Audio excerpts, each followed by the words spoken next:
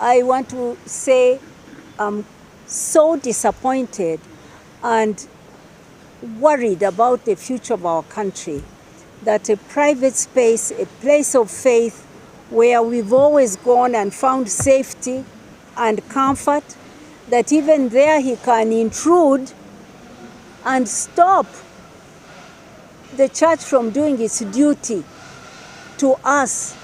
I find that he has stepped, yet he has crossed into yet another space that he should not control. He's exercising control over my church, and that's painful. I will leave it there. I will wait to speak to him on Wednesday, should he call me. Yakwogera ne mwami Yoweri Kaguta Museveni bw'anaaba nkubidde ku lunaku olwokusatu olwa wiiki eno bigambo bya Winnie Byanyima Muka Dr. Kiza Besigye olunaku olw'eggulo bwe yabadde ayogerako eri bannamawulire bwe babadde nga bagaaniddwa okusaba abantu ababadde bakuŋŋaanidde wali ku lutikko Rubaga. Yagambye nti ekisookera ddala ali disappointed ekitenkanika era ali mu kutya okw'ekika ekya waggulu olwa future ly'eggwanga nyaffe Uganda bwe kiba nti kati omukulembeze w'eggwanga asobola n'okubeera nga asala n'ava ku sayidi eri ate n'aleeta n'obukulembeze oba obuyinza ku ludda olwa church. Yagambye nti he has crossed into another space he shouldn't control. Nti nabwe kityo yasaze eddiiro nadda ne ku ludda lw'atalina kubeera nga afugirako. Ebyo bigambo by'omukyala Winnie Byanyima ng'agamba nti mu mazima amatuufu kino kiruma ne ssekuluma yennayina. N'amaliza ng'agamba nti kati kyasigalizza kyakulinda mwami Museveni okubeera nga akwata essimu n'amukubira ti mwami Museveni akubire omukyala Winnie Byanyima boogere ku nsonga ez'okusaba kwa Dr. Kiza Besigye okwasaziddwamu olunaku lw'eggulo ng'ennaku z'omwezi 23 February omwaka 2026. Katusooke tuddeyoko ku mbeera yonna nga bwe yatambudde kanemu kanabbiri by'oyinza okuba nti tewalabye mukwano gwange. Okusookera ddala omukyala ono mukyala wa Besigye yalaze ekitiibwa ky'amaanyi nnyo eri ekkanisa oluvannyuma lw'okuba nti yabadde ayogerako eri ababadde bazze mu church abamawulire ne bamwetooloola bakira n'abagamba nti nedda siri mu kwogera eri mawulire. Thank you very much. I ask you to no, stay away. I am not addressing press here. I am talking to worshippers. So please excuse me and don't be in front of worshippers. This is an altar. Winnie Byanyima Muka Besigye oyabadde ateekateeka okwogera eri ebbiina eri abadde litudde yagambye abamawulire nti amusooke muddeko ebbali nze ndi ku kiseera kyakubanga njogera eri abasinza oba abatendereza baddunda era yabagambe n'obagamba nti eno tuli ku wolotaali temusaanye kubeera nga mujjula wonna. All of you in your respective titles, I welcome you to this holy place of Rubaga Cathedral. Thank you for coming to join the family and friends of Dr. Kiza Besigye in prayer for Dr. Kiza Besigye, a prisoner, and to pray for all prisoners and the sick. This is the intention of the Mass that we were to have here today. Dr. Kiza Besigye asookese kubanga ayaniriza abantu bonna enkuyanja ababadde bazze n'abeebaza olw'okubeererawo Dr. Kiza Besigye ate era mukaddeke kamu okubeera nti bawulidde omulanga ne baddukirira mu bwangu okujja okusabira Dr. Kiza Besigye nga ye omusibe ate era mukaddeke kamu n'abasibe bonna abali mu makomera nga teweerabidde n'abalwadde bonna. Mukaddeke kamu yagambye nti amazima amatuufu. This is the intention. Oba guno gwe gubadde omulamwa omukulu lwaki tuli ku Holy Mass eno ya Dr. Kiza Besigye n'abo aboogeddwako. I was called here yesterday by the Archbishop, His Grace Paul Semogerere, and he told me that he had received a call from President Museveni asking him to cancel the Mass. He pleaded with him not to cancel the Mass, explained to him that this is Catholic tradition. He explained to him that we were married here, myself and my husband, in this church, and we were prayed for, and that I came to ask for prayers for him in a period of Lent, and that that's the tradition. He's going to pray for a family intention. Kati nga Winnie Byanyima ayogerako eri abantu ababadde bazze okusaba, yayogedde era n'akisimbirako ddala amannyo nti yafunye essimu okuva eri Archbishop His Grace Paul Semogerere ng'amugamba nti amazima amatuufu Archbishop yabadde afunye akasimu okuva ewa President Museveni, era nga akasimu ako yabadde amugamba nti okusaba kuno kusazibwemu oba kuyimirizibwe kuleme kugenda mu maaso. Wabula nti wakati nga Archbishop His Grace Paul Semogerere akubiddwa essimu okuva eri President, Archbishop yasazeewo okubeera nga ayogerako ne President n'amugamba nti munnange, wadde obadde ogambye bw'otyo nti okusaba kusazibwemu, munnange mbadde nkusaba ow'ekitiibwa, kkiriza okusaba kugende mu maaso. Olw'ensonga echurch eno eringa nnono yaayo ey'okubeera nti basabira abantu abali mu makomera n'okusabira abantu abalwadde, ate era n'engeri gye kibadde nti Besigye mu church muno mwennyini mwe yakubira empeta Winnie Byanyima, nabwe ekityo kyabadde kyetaagisa ne sekwetaagisa yenna. Mukadde ke Kkomera nti omusumba oba Archbishop nannyonnyola President nti munnange ekirala kadde ka Lent period, wabula bino byonna nga buteerere, era munnange Archbishop yabadde alina kugendera ku kiragiro ekyavudde waggulu. Mukadde ako omukyala amanyiddwa nga Mama Maria Matembe yalumye n'ogwengulu, bigambo bye byabadde tebiwooma n'akamu oluvannyuma lw'okusazibwamu okusaba kuno. That if we go united in prayer, it might lead to our brother set free. Because as you know, you people who read the Bible, you remember when St. Peter was arrested and he was in prison, the word of God tells us that the fellow disciples and so on, they were there in prayer. And when they prayed, God had their prayer, and the angel of the Lord came and released Peter out of prison. This man knows all those things. So he was so scared that if there is a united prayer in favor of Dr. Besigye and the colleagues in the prison, the angel of the Lord may release them out. So that one doesn't surprise me that he feared. You know, he fears whatever he's doing it in fear. But what surprised me was that the Archbishop feared. It is my big surprise. And the Archbishop feared in the middle of the week, where we were celebrating last week. We were celebrating the hero, the life of our martyr, Archbishop Luwum. So my question is, where is our church? My question is that where is our church? Bigambo bya mchala Mama Maria Matembe agamba nti naye kati we tuba tutuuse wano church yaffe eriwa. Ebigambo byabadde ayogera byabadde bikambwe nnyo era nga abyolekeza President w'eggwanga, n'agamba nti bw'oba otunuulidde mu Bible waliwo omutume Peter eyali mu Kkomera nga asibiddwa, wabula abantu we beegatta awamu mu kusaba enjo oba malayika yajja n'emusumulula. Kanagamba nti ne pulezidenti wa kuno akimanyi bulungi nnyo nnyini ddala era bino ebintu by'omu Bayibuli abitegeerera ddala. Nabwe ekito yategedde nti singa bano baneegatta awamu ne basaba osanga malayika ya Mukama yandigenze n'esumulula Besigye n'afuluma.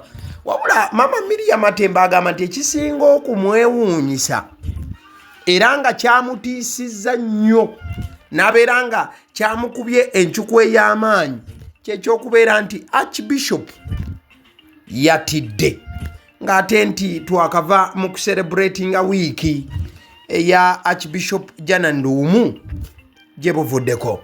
Ekifaananyi ky'olaba eddakiika eno mukwano gwange kifaananyi kya mukulu generaali eyaganyuka omukulu Gregory Mugisha Muntu retired. N'obubaka bwe yawandiise obukwataganira ddala ku mbeera eyabaddewo olunaku olw'ejjo olw'ensonga naye yagibadde wakati ey'okulaba ng'okusaba kugenda mu maaso. Agamba nti things are not always as they seem when Holy Mass due to be conducted in a designated place of worship becomes such a threat as to require the head of state to call the Archbishop and insist on a moment of prayers. The questions got to be asked. What are you afraid of? Postponement. Nkisomye mpapa. So omukulu ng'agamba nti kyewuunyisa nnyo era ebintu tebirabikanga bwe bisuubira kubanga birabika n'okutunulamu. Agamba nti ne tutuuka n'akaseera ekifo ekyokusinzizaamu ate nakyo ne kifuuka ekifo ekitiisatiisa oba ekireetera okutiisa ne batuuka n'okubeera nga omukulu ow'eggwanga akuba essimu n'asaba okusaba kwongerezebweyo. Kati Jeno Mugisha Muntu n'agamba nti kiki ddala kyotya? Kyekibuuzo kye yasembyeyo okuwanika n'agamba what are you afraid of? Bwe tubaawo leader of opposition omukulu Joel Ssenyonyi naye obubaka bwe yabadde nabwo bwabadde bubaka bwa kusigala nga yeewuunya kiki ddala ekyagenze mu maaso. Yawandiise n'agamba nti the mass that had been organized at Rubaga Cathedral for Dr. Kiza Besigye and other political prisoners did not happen as planned. Apparently, General Museveni called the Archbishop and ordered him to cancel the prayers. This is bizarre. Nonetheless, we sang hymns and prayed on our own. May God hear our petitions. Nganyonyola agamba nti amazima amatuufu gali nti okusaba okwabadde kulina okubeera ku Cathedral e Rubaga nga tusabira Dr. Kiza Besigye n'abasibe abalala tekwabaddewo oba tekutambudde nga we kwabadde kulina okutambula. Ekyewuunyisa General Museveni yakubidde Archbishop n'amugamba nti asazeemu okusaba. N'agamba nti amazima ga Katonda kino kyewuunyisa si kya bulijjo n'okutiisa kitiisa. N'agamba naye era at least twayimbye ennyimba mu kutendereza ate era mukadde ke kamu n'okusaba. Katusabe Mukama asobole okuba nti awulira okusaba kwaffe. Mukadde ke kamu nalabeeko n'omukyala Dr. Sarah Bireete naye nga nnyonnyola naddala ku mbeera eno gye twabaddemu. Agamba nti since the enactment of the Constitution, the only celebrated right respected in Article 29 on freedom of assembly, association and expression has been the freedom of worship. But today, freedom of worship was also disregarded at Rubaga Cathedral, where we had gathered to join Winnie Byanyima and family in praying for Kiza Besigye and other political prisoners. The Catholic Church leaders yielded to pressure and political intimidation and abandoned their calling. Very sad. God is in all places. Let's keep praying for Uganda. Hashtag free Uganda. Hashtag free all political prisoners. Dr. Sarah Bireete ng'agamba nti okuva constitution we yakolebwa etteeka lyokka eribadde ligobererwa mu article ya 29 mu tteeka erikwatagana n'abantu okusisinkana n'okukwatagana libadde etteeka lyakukkiriza bantu kusinzanga. N'agamba naye ate olunaku olwaleero etteeka lino lirinyiriddwa era ne litateekebwa mu nkola wali Erubaga Cathedral we tubadde tukuŋŋaanidde. N'agamba kino nno kya nnaku okubanga ne church enkatolika yakkiriza pureesa okuva eri gavumenti n'egitemba. Wabula n'agamba nti tusigale nga tusaba. Kati wakati bino nga bigenda mu maaso, munnamawulire amanyiddwa nga Simon Kagwa Njala yalabika teyasanyukidde bano ababadde obwanga babwolekeza church. The government blaming the Catholic Church and its leaders is completely misguided. The ordinary had, against all odds, accepted to lead the Holy Mass until the last minute. Winnie Byanyima shared just half of the story. At least you know there was a call. There is a deeper story behind the call which can be necessarily shared online. Let's pray for the church, our line of resort in tough times. Simon Kagwanjala n'agamba nti mu abanenya church n'abakulembeze baayo mulimba. Ekituufu omukulembeze wa church yabadde akkiriza okusaba wabula paka ku ssaawa envannyuma ebintu we byatabukidde. N'agamba nti Winnie Byanyima oyo gwe mulaba amanyi sitoore entuufu wabula yasazeewo kubanga abawaako ttundutundu lyayo. N'agamba nti waliwo essimu eyakubiddwa era ebyabadde mu ssimu eyo tebasobola kubanga babibagamba mu bujjuvu byonna kubanga ebimu tebyetaagisa. Simon Kagwanjala n'agamba kati mumanyi tusabire church kubanga wewoka we tusobola okubanga tuddukira mu biseera nga byonna bitabuse. Waliwo yabadde agamba nti Winnie Byanyima yabadde ayogedde n'abamawulire munda mu church. Ono Winnie Byanyima yamwanukudde n'amugamba nti I did not address media in church. I could never. I spoke to the congregation and led them out of the church with the hymn. I'm pleased that very many people of all ethnicities, religions, gender, age and political affiliation attended. Agamba nti nedda temuwubisa bantu. Nze saayogeddeko n'abamawulire mu church era ekyo sisobola kukikola. Nayogedde just n'abantu ababadde bakuŋŋaanye ebbiina eddene. Bwe twamaliriza nze kennyini ne mbakulembera ne tufuluma e church. Agamba mukadde ke kamu ndi musanyufu nnyo nnyini ddala nti abantu okuva mu nzikiriza ez'enjawulo, abantu okuva mu madiini ag'enjawulo, abantu okuva mu tribes ez'enjawulo, ebika eby'enjawulo, emyaka egy'enjawulo n'ebibiina ebyobufuzi eby'enjawulo bonna baawulidde okusaba kwaffe ne bajja ne babaawo mu kusaba kuno okwabadde kutegekeddwa newankubadde nga kwayiise butaka. Mukadde ke kamudabyeko omukulu Erias Lukwago era nga y'omu ku ba attendees ababaddewo annyonnyola n'agamba nti General Museveni's callous decision of issuing a directive to His Grace Paul Semogerere, the Archbishop of Kampala Archdiocese, to call off a mass for Kiza, Besigye and other political prisoners that had been scheduled for this afternoon at Lubaga Cathedral is abhorrible. Abhorrible. Kyoyinza okunnyonnyola ekitegeeza nti something worthy of extreme hatred, detestation or disgust. Omukulu Erias Lukwago ng'agamba nti ekikolwa kya General Museveni kyeyakoze kyabadde tekigwanidde okuba nti akubira ow'ekitiibwa Paul Semogerere okulaba nti okusaba kuno tekubaayo. Mukadde ke kamu Bobi Wine gye buvuddeko okusaba kuno tukuteekateeka oba okubanga twetegekera okutuuka kukwo naye yavuddeyo n'ayita bannayuganda basobole okuba nti babeerawo mu bujjuvu okusaba kuno era ng'obubaka bwe yagaseeko wabadde bugamba nti I encourage Ugandans of goodwill to attend this Holy Mass organized by Dr. Kiza Besigye's family at Lubaga Cathedral tomorrow. Bino yabiwandiise ng'ennaku kisomeza 22 okusaba kwabadde kwa 23 to pray for him and other prisoners of conscience.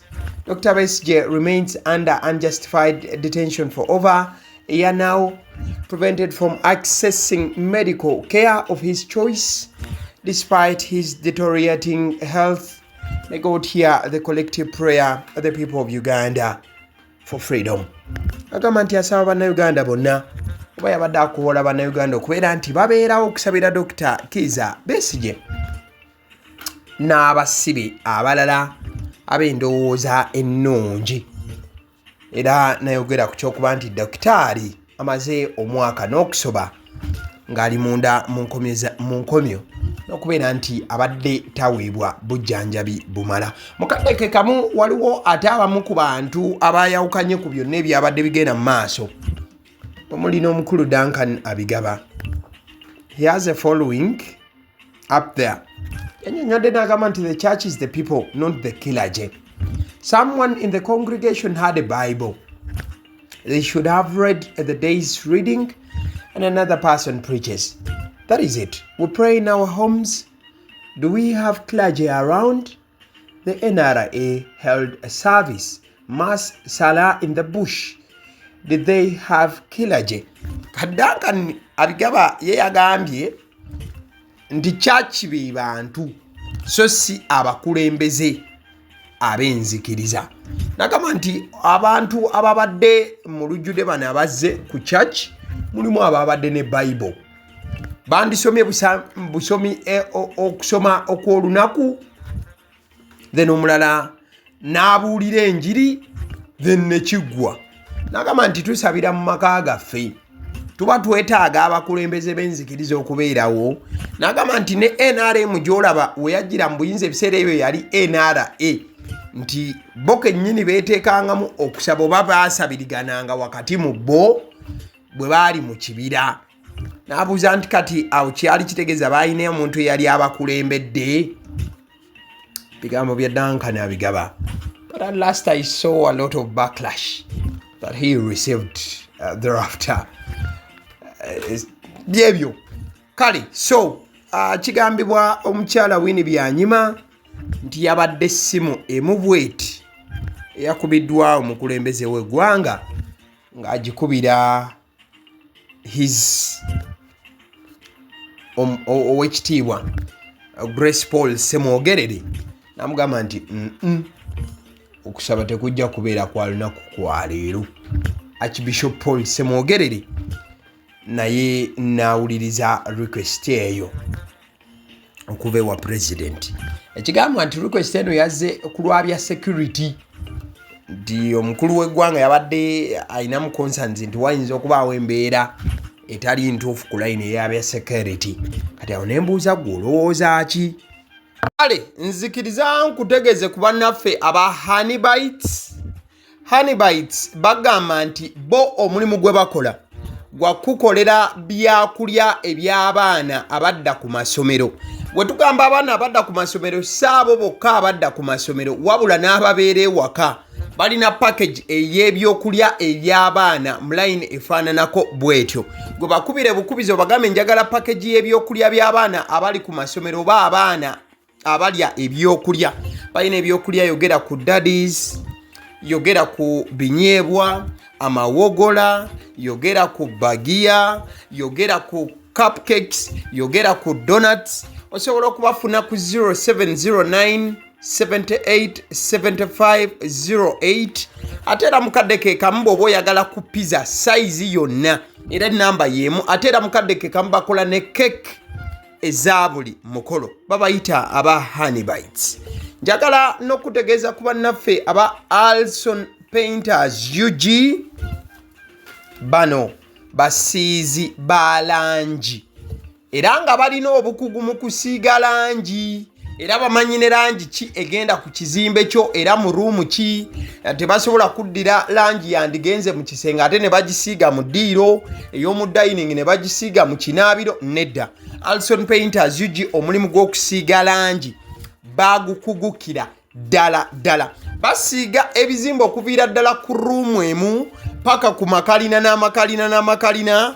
Gwe bakubire bukubizo bagambe nti Alson Painters UG namaliriza okuzimba ekizimbe kyange. In fact ne bw'oba olina ekizimbe nga kikadde nga olaba langi yakyo efaanana si bulungi, Alson Painters UG bazze kugonjoola ensonga eno. Bakubire ku 0705 193636 be bannaffe aba Alson Painters UG. Aba Sydney omusunsuzi erinnya eryange yenze Abasiddi Omusunsuzi, yenze atuula emabega w'omuzindaalo buli lunaku era ly'eddoboozi ly'owuliriza ku mukutu guno Abasiddi Omusunsuzi ly'eddoboozi eryo, era ng'omukutu kwoli gwe guno ogwagaliwo. Nagamba nti information yonna gy'olaba ku channel eno tetugattamu kintu kyonna ate tewali kye tutoolamu. Information nga bw'eba eyingiddewo ffe bwe tugikwata ne tugikuwa, kati gwe omulabi n'osalawo ki eky'okukozesa information eyo. Kati ky'ogenda okukola mukwano gwange bw'oba omaliriza okulaba vidiyo eno, likinga, commentinga ki ky'olowooza, mukadde ke kamu subscribinga bw'oba nga omukutu guno oli mupya, ate era mukadde ke kamu sharingira mikwano gyo girabe vidiyo eno ate ne videos endala ku mukutu guno. Agaliwo YouTube channel, mwebale kutulaba.